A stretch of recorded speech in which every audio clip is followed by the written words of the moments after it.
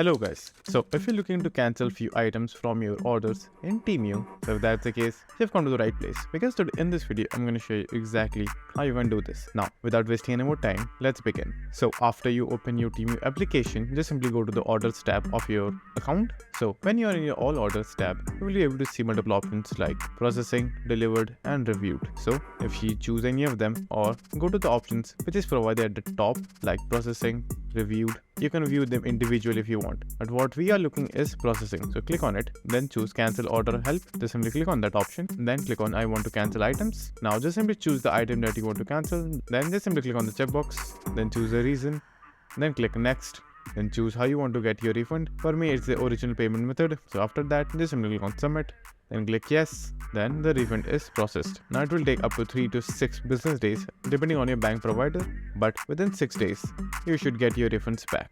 So that's it, and thank you for watching, and do like and subscribe to my channel, and take care.